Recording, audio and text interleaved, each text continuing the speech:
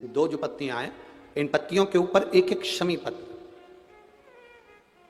और लाल चंदन ये रखकर कितना भी रोगीला व्यक्ति हो, रोग से ग्रसित व्यक्ति हो, जिंदगी में कितना ही दुख पड़ रहा हो, बेलपत्र की ये दोनों पत्ती जिसके ऊपर शमी पत्र रखकर लाल चंदन रखकर श्री हनुमान जी महाराज और हनुमान जी महाराज के तीसरे नंबर के भाई श्री गतिमान जी नीचे के क्रम में आते हैं। श्री गतिमान जी, उन गतिमान जी और हनुमान जी का नाम लेकर जो शिवलिंग के ऊपर समर्पित कर देता है, रोग का निवारण होता ही है। ऑपरेशन को करवाने के लिए जा रहे हो, चाहे वो किसी भी चीज का हो, कैंसर जैसा हो, किडनी का हो, लीवर का हो, हाथ का हो, पांव का हो, नेत्र का हो, नासिका का हो, कर्ण छिद्र का हो, आप किसी भी चीज का यदि ऑपरेशन कराने के लिए जा रहे हो तो एक छोटा सा प्रयास जरूर करना। मार एक पान के पत्ते पर, पान जानते हो ना, खाने वाला जो पान आता है, पान का जो पत्ता होता है, पान के पत्ते पर शहद को रखकर उसमें थोड़ा सा चंदन, चंदन जो होता है, चंदन को घिसकर उसकी गोली बनाना है और गोली बनाकर उस पे शिवलिंग की आकृति जैसी बना देना उस शहद के ऊपर। और महाराज शिव मंदिर में अशोक सुंदरी वाली जगह पर उसको रखना है। उसकी जो किनोर है, पत्ते की जो पान का जो पत्ता होता है, उसकी जो किनोर है, वो जहां से शिव जी का पानी नीचे गिरता है, अशोक सुंदरी वाली जगह पर जब आप रखें तो उसकी किनोर जल के गिरने वाले स्थान पर होना चाहिए। और वहां उस शिवलिंग को रखकर अशोक सुंदरी की गोद में, अशोक सुंदरी वाली जगह पर चंदन का जो छोटा सा तुमने शिवलिंग का निर्माण करा है, शहद के ऊपर पान के पत्ते पर, उसका थोड़ा सा जल का छींटा देकर, पूजन कर कर, घी का दिया लगाकर उस चंदन को अपने हृदय चित्त पर धारण कर कर फिर किसी ऑपरेशन के लिए आप जाइए, एक बार चेक कराकर अगर बाबा टाल दिया तो समझ लेना कि कुंदकेश्वर भगवान की कृपा हो गई।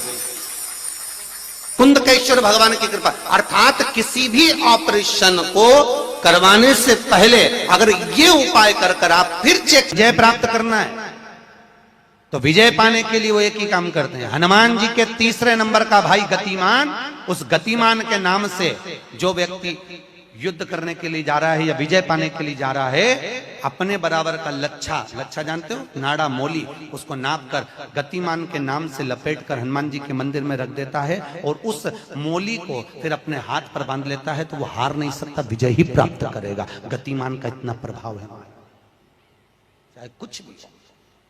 गतिमान गतिमान है, वो नीचे नहीं गिरने। हनुमान जी सगे भाई हैं 6। कितने भाई हैं? 6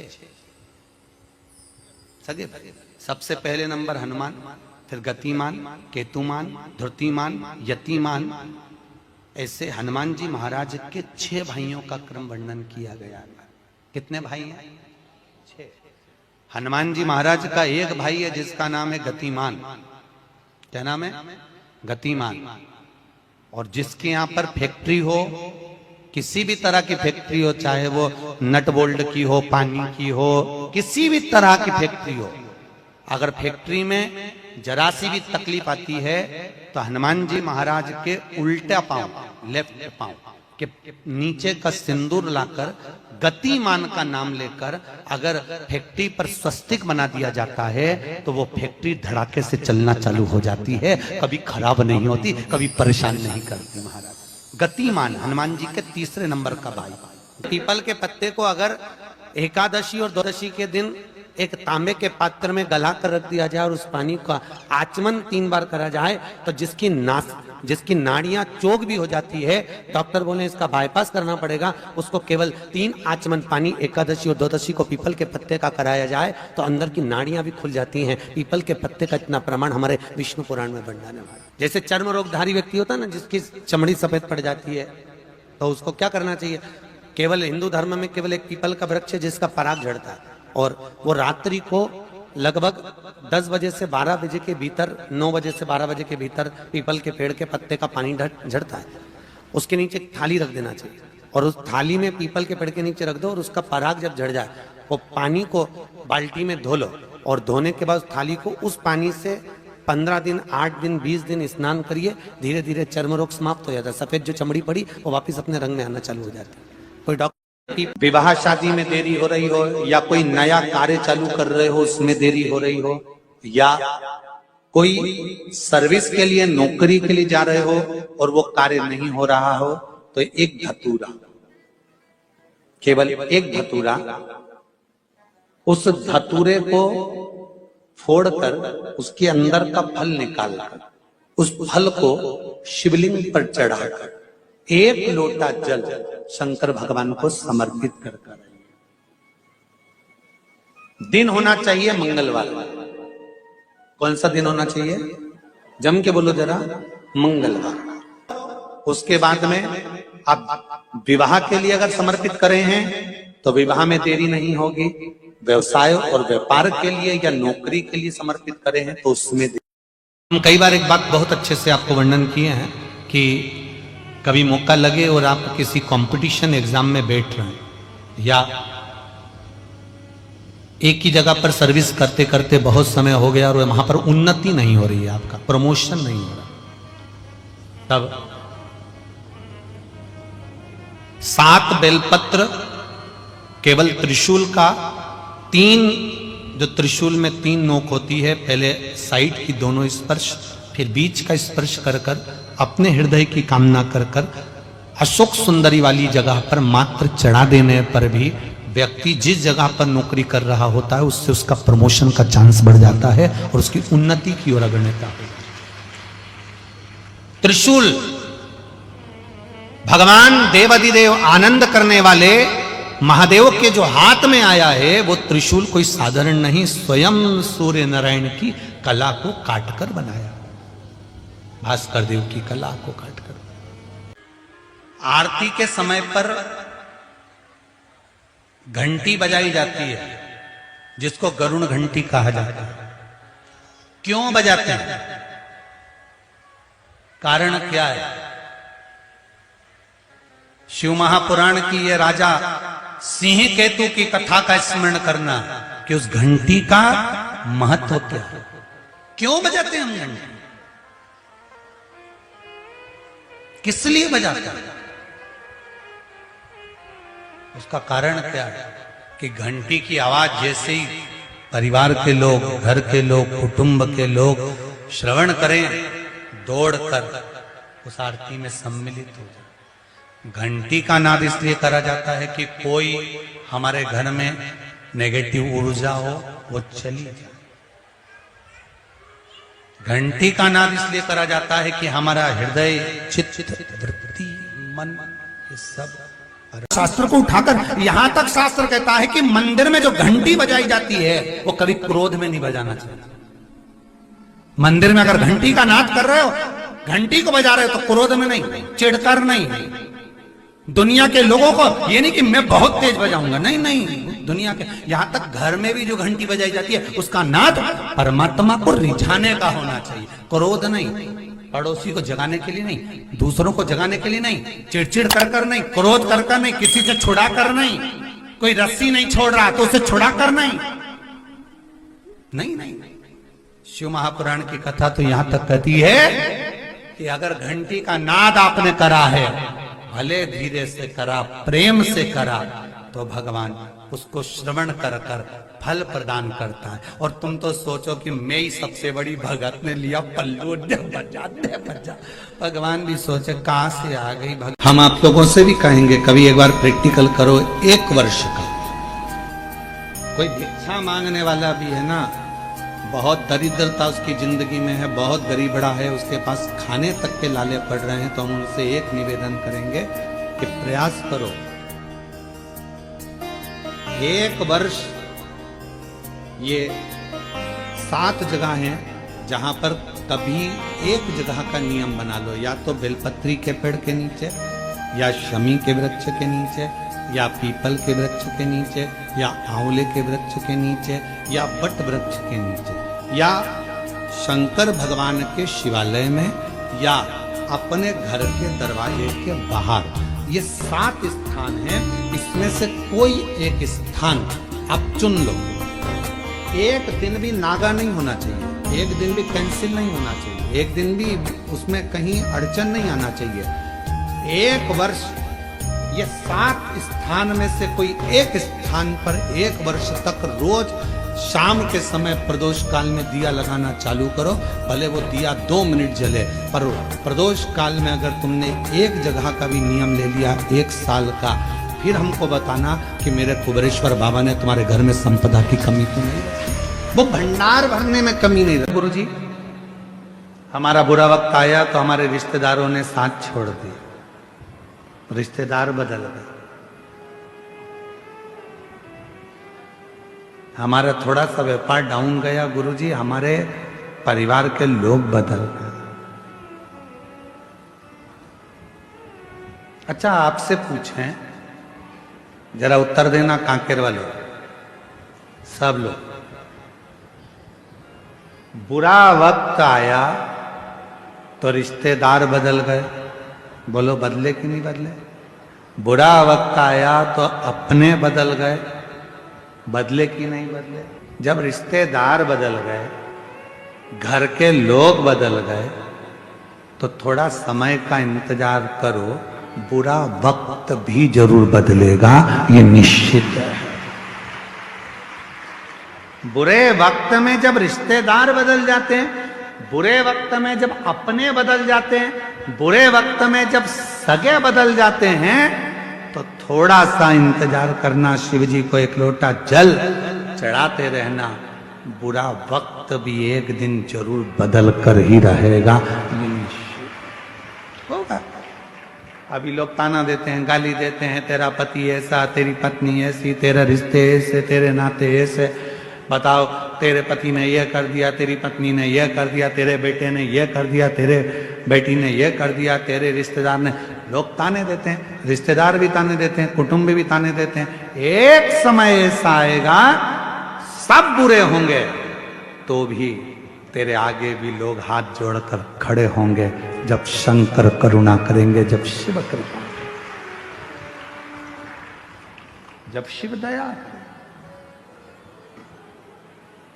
और तेरी कृपा का क्या है भरोसा, कब किस पर हो जाए जरा सी हम पर कर दो। होता है, समय बदलता है, ऐसा समय बदलता है कि लोगों के समझ में नहीं आता कि इस समय का हो क्या रहा, हो क्या, ये बदल कैसे, कैसे बदल। एक बात आप लोगों से कहें, एक मक्का का खेत था, मक्का लग रही थी। मक्का बोने वाला जो किसान था, मालिक, वो ध्यान रखता था पूरी फसल का। कभी कभी बंदर आ जाते थे तो उनको भगा देता। अब एक दिन मक्का लग रही है खेत में, और मक्का लगाने वाला जो मालिक था, भगाने वाला जो मालिक था, वो मर गया। सारे बंदरों को मालूम पड़ गया कि वो मालिक मर गया। बंदर सारे खुश हो गए, मालिक मर गया, खूब मक्का खाओ, खूब खेत मचाओ, खूब खेत बर्बाद करो। उसी में एक चतुर बंदर बैठा था, उसने कहा, अब मचा कर और खाकर करोगे क्या? आज तो मचा लोगे, खा लोगे, पर उस खेत को बोने वाला, फसल लगाने वाला ही, फसल लगाने वाला ही जब मर गया, तो आने वाले साल में न मक्का लगेगी, न खेत बुआएगा, तो फिर मक्का कहां से खाओगे, कहां से? बुरा सोचने वाले सोचते रहते, अच्छा हो गया इसके साथ ऐसा हो गया, अच्छा हुआ इसके साथ ऐसा हो गया। अरे शिव महापुराण की कथा कहती है, जब हमारा कोई सनातनी, हमारा कोई सनातन धर्म को धारण करने वाला, हमारे सनातन को कोई आगे बढ़ाने वाला, जब सनातन को आगे बढ़ा रहा हो, तो सबको एकजुट होकर खड़े होना चाहिए, जिससे हमारा सनातन धर्म मजबूत हो, सनातन धर्म मजबूत हो। महाराज कौन सा है?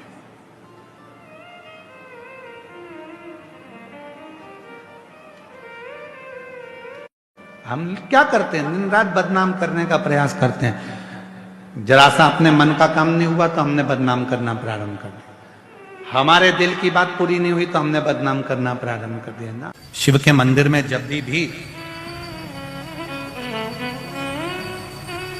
आप कोई सामग्री लेकर जाएं, या तो सामग्री में बेलपत्री डाल दें, और अगर बेलपत्री नहीं डालें तो उस बेलपत्री के केसे, उस सामग्री के केसे भी 3 हिस्से कर दें।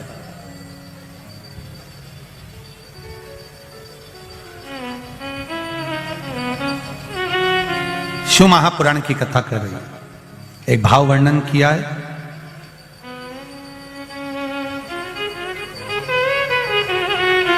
जब केवल एक ही तरह का प्रसाद एक ही पात्र में हम भगवान के शंकर जी के सामने रखे और उसमें हमने बेलपत्री नहीं रखी, या उसको हमने हाथ से 3 हिस्से नहीं करे, या थोड़ा सा भाग हमने अलग नहीं करा, तो उसमें महाराज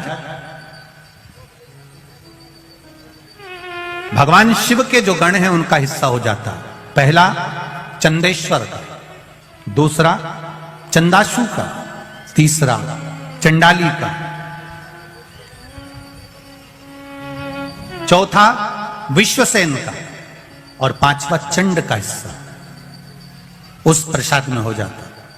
शिव महापुराण की कथा कर रही है, भगवान शंकर का चरित्र कर रहा है कि भगवान शिव के सामने जो भी हम भगवान के सामने प्रसाद रखें उसमें बेलपत्र अवश्य चढ़ना चाहिए, या थोड़ा सा भाग में अंतर कर देना चाहिए। जैसे आप भगवान शंकर के सामने रखें, आपने चिरौंजी रखी, चना रखा, चूरमा रखा, या कोई दही का पंचामृत रखा, उसमें भी आप एक बेलपत्र समर्पित कर सकते हैं। क्यों?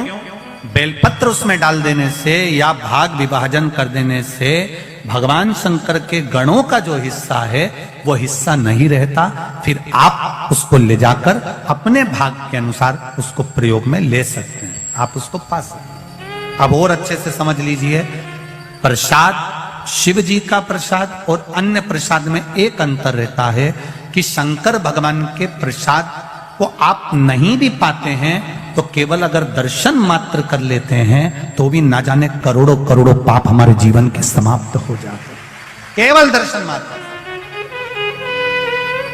लंबा स्वर बनाकर ओम का उच्चारण करने से नेत्र की ज्योति बढ़ती है।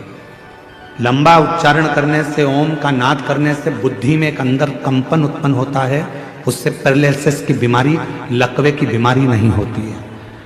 ओम का लंबा उच्चारण करने से अगर शरीर में हाथ पैर में कंपन होता है, चाय का कप या अपनी उंगलियां या हाथ कांपने लगते हैं तो वो कंपन दूर होता है। आप भी साथ में बोलिएगा, लंबा उच्चारण करना, ओम उच्चारण करते हुए, वाणी को स्थिर करते हुए, नेत्र को बंद कर हृदय के अंदर झांकते हुए उच्चारण करेंगे। लकवे की बीमारी नहीं होगी, पैरालिसिस नहीं होगा, हाथ का कंपन दूर होगा और बुद्धि तीव्र होगी। साथ में बोलते चले।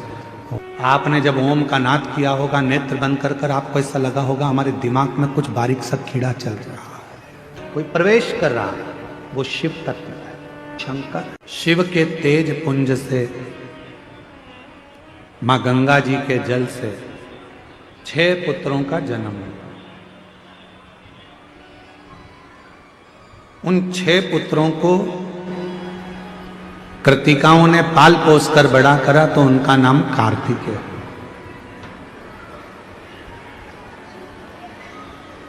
कार्तिकेय कौन? भगवान शिव के पुत्र। कहते हैं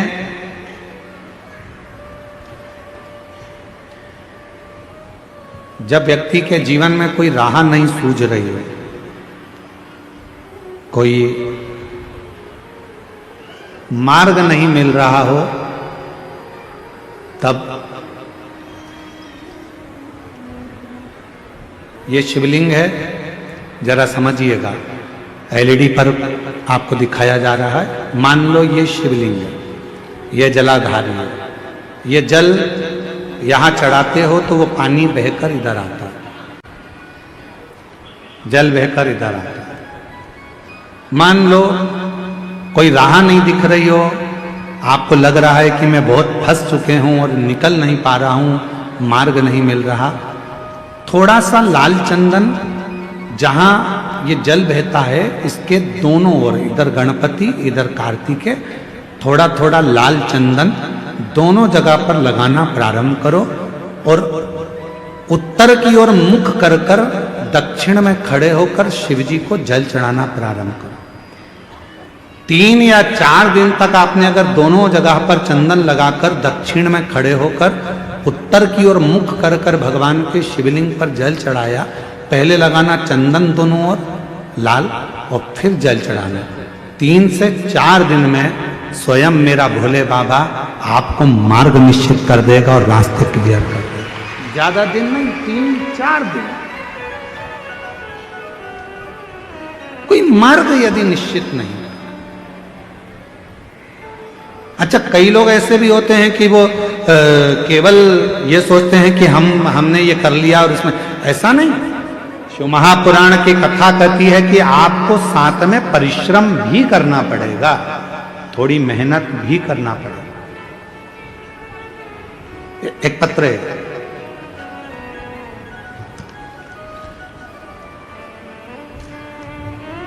एक्सीडेंट हुआ था और उसकी बॉडी काम नहीं कर रही थी, शरीर पूरा काम करना बंद कर दिया था और ब्रेन में इतनी चोटें आई थी कि ब्रेन में शुद्ध नहीं था, स्वयं की श्वास नहीं ले सकता था, ब्रेन काम नहीं कर रहा था, शरीर पूरी तरह से बेकार हो चुका था।